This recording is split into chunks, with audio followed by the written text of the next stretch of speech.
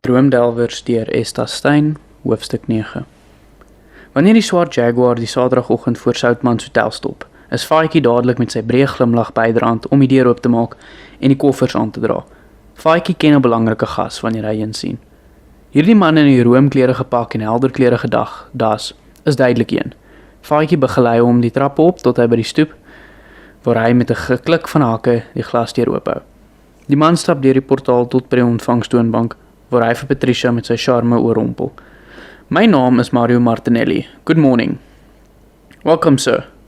Mario bestudeer haar oomblikke lank. You must be the beautiful daughter Samuel told me about. Patricia glimlag gevlei. Patricia Redlinghuis. Patricia, of course, the one who's turning 21 today. Wonderful. Menet kom by die trap af, maar Mario se aandag is steeds op Patricia. You know what? To be 21 is to sing a song for love and for life, because youth only comes once, and you must never let it go. Never. Thank you, sir, sê Patty, meegevoer. Please, you call me Mario. Mario, meet my mom, Minette. Mario swaai hom om en staar na die beeldskone blonde vrou. Oomblikke lank is hy sy tale kwyt. Madam. Minette hou haar hand vir hom uit. Hy neem dit galant en soen dit. Very pleased to meet you, madam. I hope you'll have a very nice stay with us. Van pure geesdrif raak sy Italiaanse aksent al swaarder. Of course, I'm very happy to be here. Very happy indeed. I have two beautiful ladies to look at. I have good news for my partner. What more do I want? Minette glimlag. You're welcome to join Patricia's party tonight. Thank you, madam. A great honor for Mario. Grazie mille, madam. Ek moes daai Saterdag 'n botteltjie vanilla vir Jemina gaan koop vir 'n koek wat sy vir die susters tee moet maak. En toe hou die ou blou chef weer stil voor my Sweetie se koffie stil. Dit was Johnny Cupero. Dit was moeilikheid. Aunt Sweetie leun oor die toonbank en kyk nuuskierig na hom keppies. En wat sê Jemina dat hulle nou nie meer Kaap toe gaan nie? Sy is maar stil, my Sweetie, sy praat nie juis nie. Koster kom ook by. Sy kon nie wag om vlak te vlei sy stof van haar skoenetjies af te skud nie. Tja, sy goeie keppies. Aunt Sweetie kyk by die venster uit. Jette Jeremia, ek weet nie hoekom Mara altyd op 'n Saterdag hier moet inwals nie. Sy weet hoe besig is ons. Sit tog die ketel aan, Koster. Koster praat in Mara se stemmetjie. Sit sommer 'n ou stukkie beskuit by, Sweetie. Aunt Sweetie gee hom 'n kyk. Jy sit niks by nie. En toe kom Mara aan met 'n baba pink rok en pink skoene. Sy gaan staan voor die toonbank, maar haar hele gesig straal. Mornings, Sweetie, ek soek net 2 pakkies koeksoda, as jy het. Sweetie staar haar aan. Môre Mara, hoe gaan dit? Mara leun vertroulik oor die toonbank. Sy fluister. Die koeksoda is vir Lucia, vir Soebrand. Wil jy nie 'n bietjie tee drink nie? Mara fluister kliphard. Phil het gesê ons moet dit eers stil hou, maar ek kan daarom vir jou sê. Lucia is pregnant. I can't believe, op 44. Wat? Rek Sweetie se oë. En sy roep agtertoe. Koster, sit die ketel aan. Sy leun na Mara se kant toe. Kom sit. Nee, ek is haastig, Sweetie.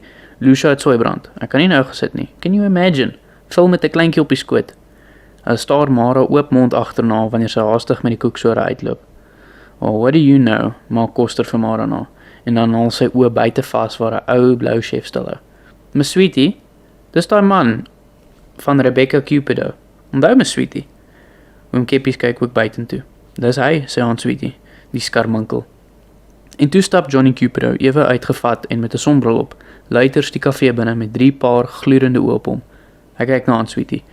Môre auntie, ek is nie jou auntie nie. Ag, ekskuus vir my, vir wat is die mense so upstairsisse? Koster kom oorgehaal agter die toonbank uit. Want ons weet wie jy is, Johnny Cupido. Jy's die etter wat jou vrou en siek kind in hierdie koffie gelos het. Het jy vergeet? Nee, maar ek kon nie anderste nie. Ek het mos met haar kar gesukkel daai tyd. Koster is duidelik lus vir die man. Hy tik om met die agterkant van sy hand voor op die bors. Jy lieg. Jy is weg sonder om hulle te laat weet wat jy gaan. En nou kom soek jy seker geld. Nee, ek wil my klonk sien vir Tommy.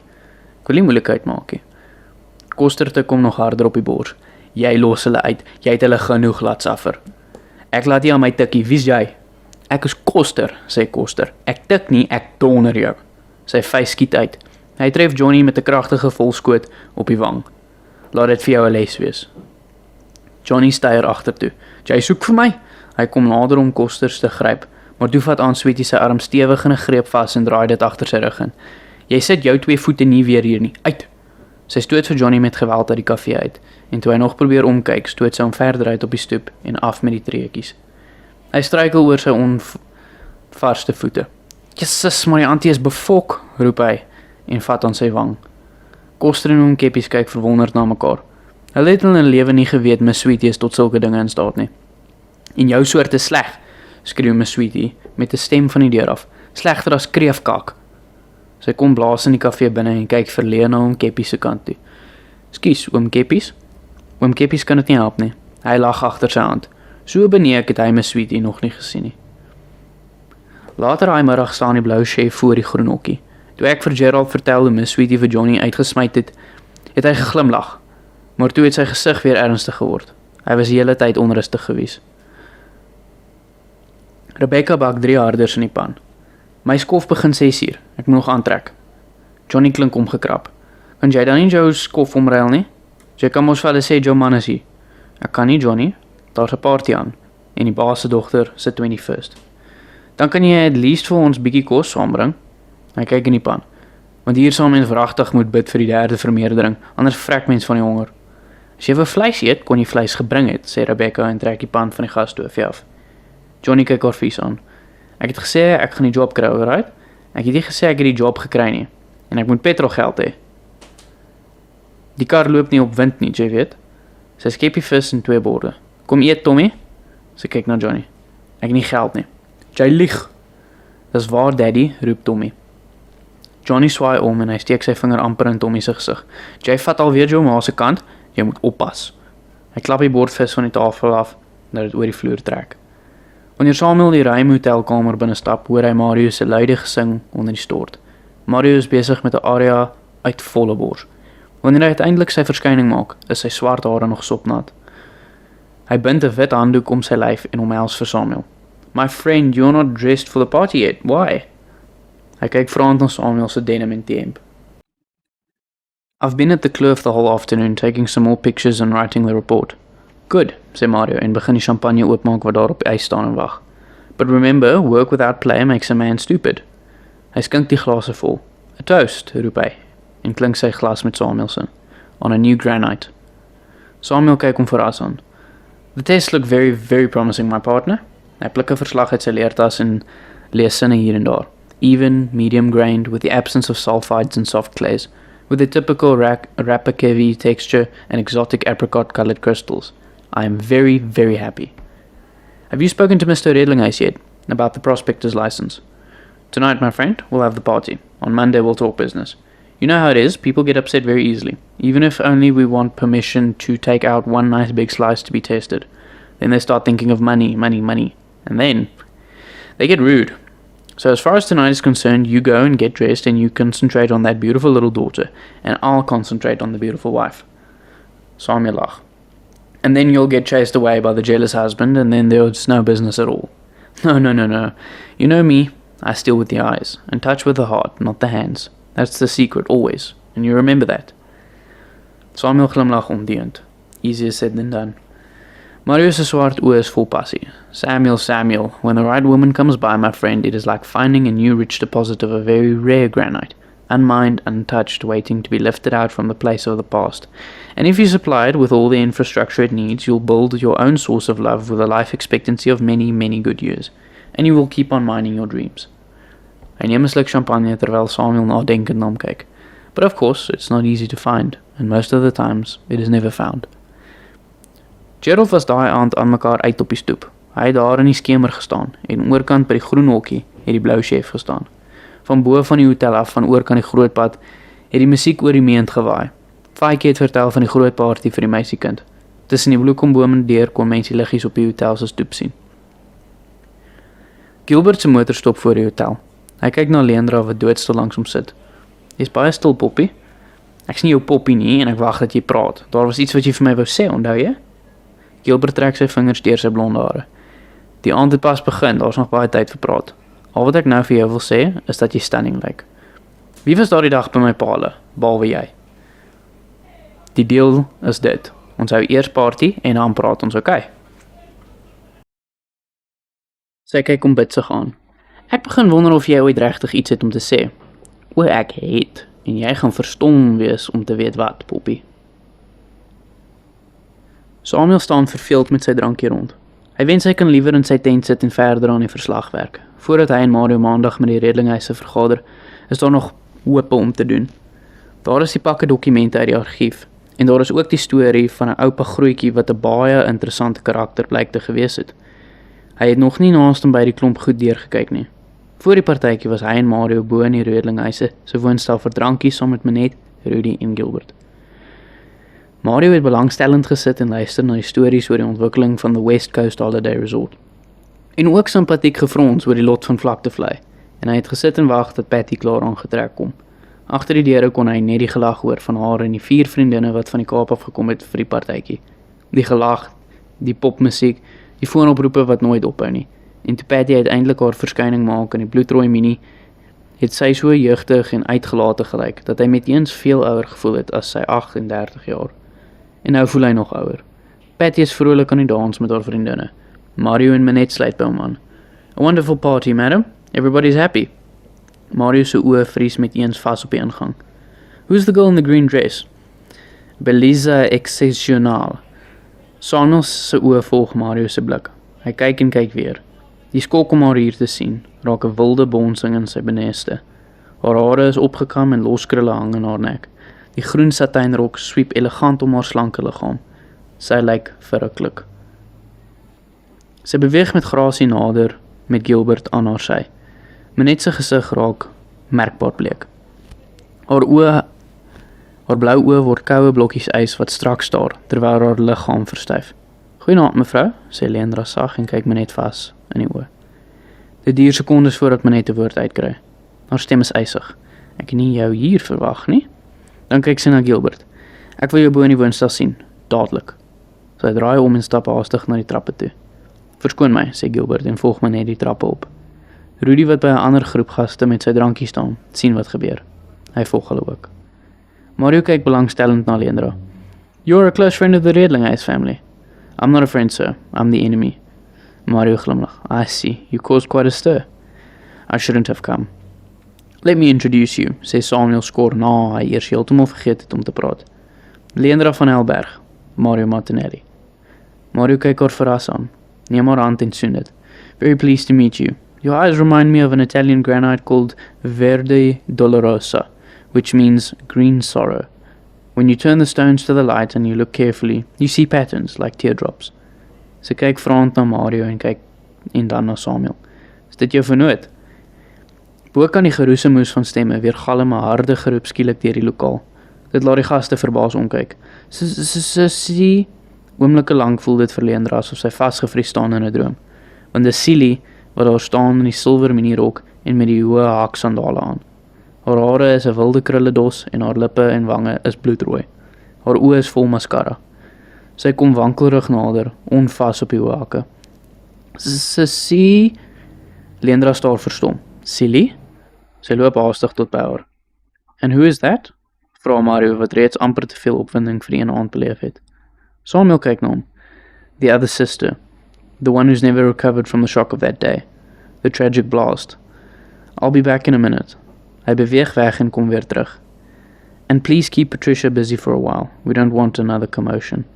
With the greatest of pleasure, partner. Samuel kom by Leandra en Silly aan wat nou in 'n stillerige hoekie op die stoep staan. Silly, weet Lucia jy is hier? Silly skud haar kop. En Boeta? Silly skud haar kop. Ek wil ook partytjie hou. Samuel en Leandra staar haar bekommerd aan. Lyk ek mooi? Jy lyk pragtig, Silly, maar ons sal nou moet gaan. Silly skud haar kop heftig. Ek wil nie na huis toe gaan nie. Ek wil eers eet van die koek. Leandra kyk hulpeloos na Samuel. Goed, sê Samuel. Wag net hier, sit so lank. Hy kom binne sekondes terug met 'n bord vol roompoffertjies, kaaskoek en koeldrank en gaan sit rustig by Silly. Dis baie lekker, sê Silly ingenome en begin te eet.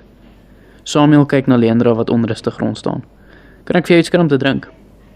Nee, dankie, ek wil nie hulle kos eet nie, ek wil nie hulle drank drink nie. Kom het jy gekom? Ek het nie 'n keuse gehad nie. Hy wag dat sy verder praat, maar sy kyk onrustig rond. Ek wil by die kleedkamer uitkom. Gaan, sê Samuel. Ek bly hier. Sy beweeg deur die portaal waar die musiek speel en gaste met drankies rondbeweeg. Dan af in die dwarsgang. In 1288 was sy honderde male in haar gedagtes hier op die blou mat. Maar die blou mat is vervang met groot, blink roomkleurige teëls. Sy gaan verder af in die gang tot by haar kamer. Ook hier was sy soveel kere in die eensame nagte onder die grys kombers. Maar die deur is gesluit. Daar is 'n bordjie, storage room. Sy staan doodstil. Dis my kamer, dink sy.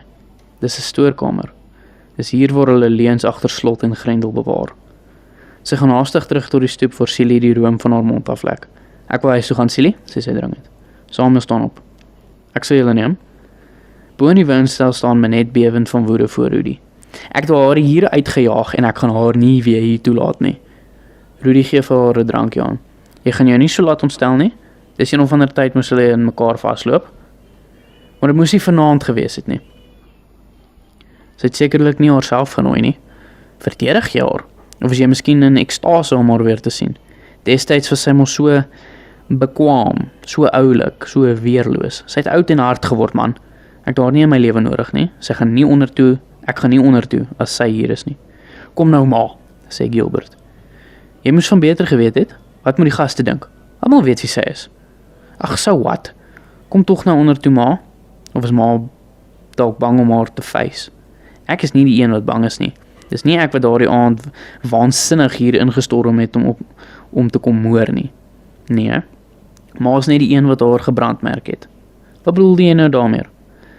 Ma het geweet hoe ek oor haar voel. Ma het geweet. Maar sy was ons nie my klas nie en sy moes uitgewerk word.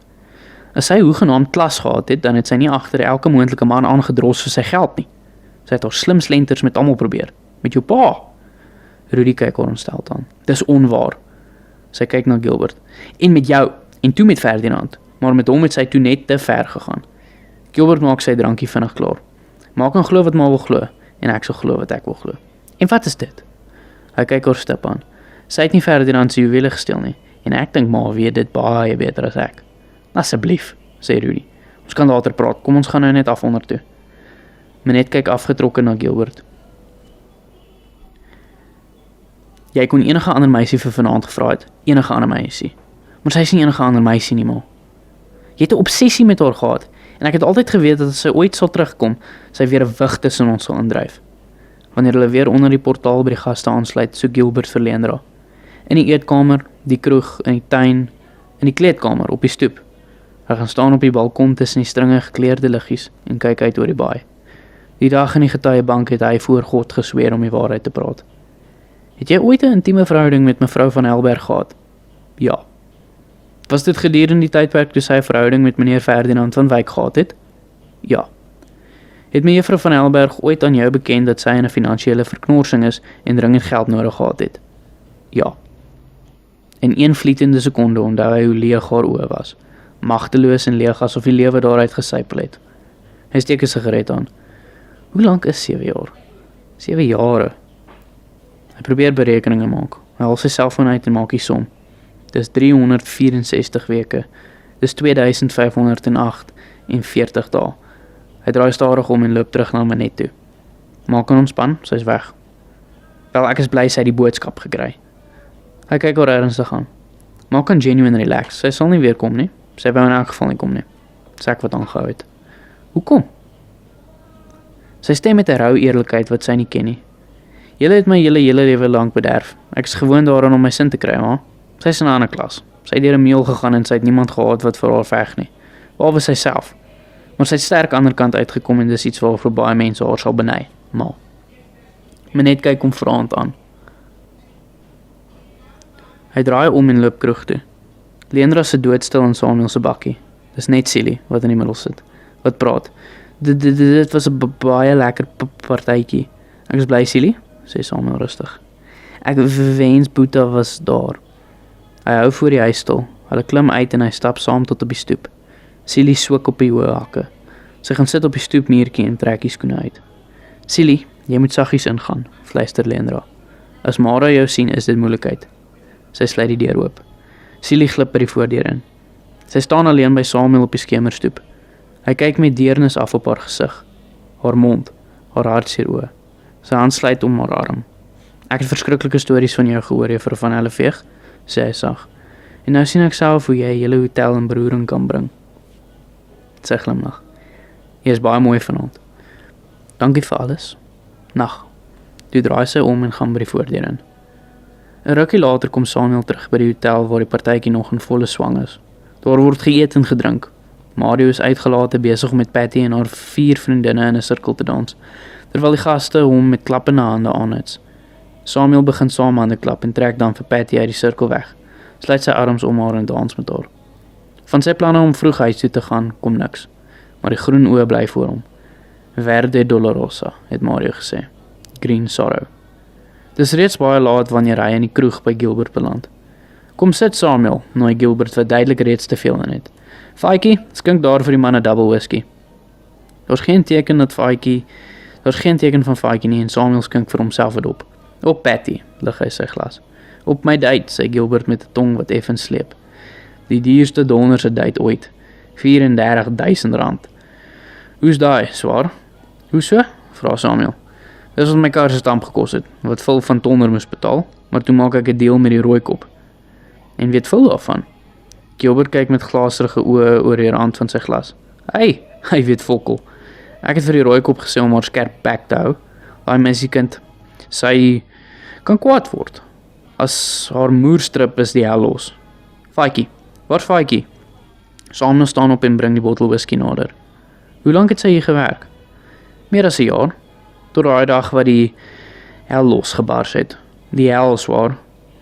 Toe kry die polisie die spul gesteelde juwele in haar kas, toegesluit in 'n kus, en die sleutel in haar oorjas se sak. Was sy in geldelike nood? Gilbert blaas sy drankwalm uit. Sy was nie sy nie. Sy sou skiet en sy sou moor vir 'n man, maar sy sou nie steel nie. Miskien was dit daai Ferdinand self, die donder. Kom sou hy haar in die moeilikheid wou bring. Hy was jaloers. Hy het gedink sy het 'n affair met my, dis wat. En het jy iets met haar aangehad? Waar's hy Faitjie? Samuel skink vir Gilbert nog 'n dop. Gilbert vat 'n sluk. Ek moet gaan slaap. Ek het 'n helse dag gehad. En ek praat oor goed wat jare verby is. Dit het my opgeneek. Dit het my ma opgeneek, ons almal. Faitjie. Hy kyk rond. Sien nie vir Faitjie nie en staar dan voor hom uit. So jy het nie 'n affair met haar gehad nie? Nee, ek het getraai, maar sy wou niks weet nie. Stuck up. Daardie tyd sou ek alles gee wat ek het om haar te kry. Maar so maklik was dit nou nie. So maklik is dit nou nog nie. Cheers. Een uur daai nag toe ons al almal slaap, was daar 'n harde geklop aan die agterdeur. Dit was Rebecca. Sy het verskriklik gelyk. Haar hele gesig was opgesweel gewees en bloed het by haar neus uitgekom. Sy was in haar hotelklere en alles was die ene bloed. Gerald en Jemina het haar gehelp om skoon te kom. Sy het die hele tyd gebewe. Tommy het van die groen hokkie afgekom en baie gehuil. Die blou chef was weg. Ons sou Johnny Cupido nie gou weer sien nie. Op die maandag het Faitjie daar aangekom om Rebecca te kom soek. Sy kon nie gaan werk nie. Gerald het vir Faitjie gevra hoe dit met Redlinghuise gaan en wat hulle sê. Toe sê Faitjie hy weet nie. Al wat hy weet is dat daar 'n belangrike man van die Kaap af is met 'n swart motor en dat hulle baie praat. Of hulle oor vlakte vlei praat, het Faitjie nie geweet nie. Die man was 'n uitlander en hy was 'n vernoot van die klipman.